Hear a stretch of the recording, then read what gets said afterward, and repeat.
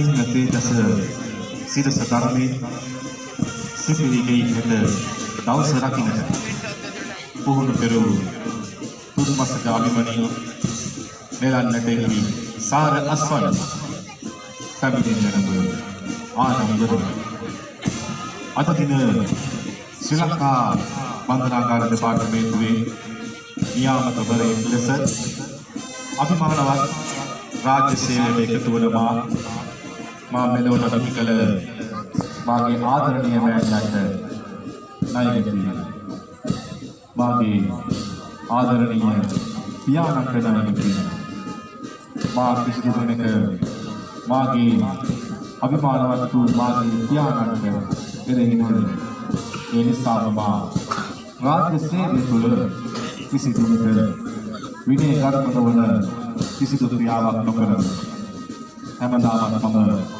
රාජ්‍ය සේවයට ගරු කරන මේ කුතුහල වූ රැකියාව මට ලබා දෙන්නට ඇහි පිළිනක කොට හෝ අපට තරම් වූ උදව්වක් උපකාරයක් කළ සියලුම දෙනාට මා ගෞරවයක් තිබෙනවා.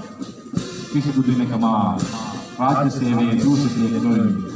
අද දවසේ සිපිරිගේ කොටු පවුල තුළට රාජ්‍ය සේවයේ උතුම් නාමයේ ඇතුළු වන මා කවදා හෝ මිනිස් රාජ්‍ය සේවයේ නැවත නික්ම යනතුරු මා සේවය කරන බාරගන්නේ ගෞරවය ආරක්ෂා කරනවා.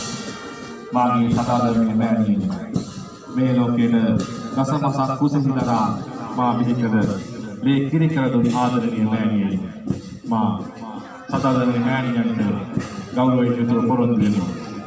මිනිසුන් අතර නිල ඇඳුමක් අඳින්නට හැකියාව ඇත්තේ සුවිශේෂී සුදුසුකමක් තිබෙන කෙනෙකුට පමණයි. මේ ඇඳීමේ ගෞරවය මා මරණ ආතුරාවට ආරක්ෂා කරනවා.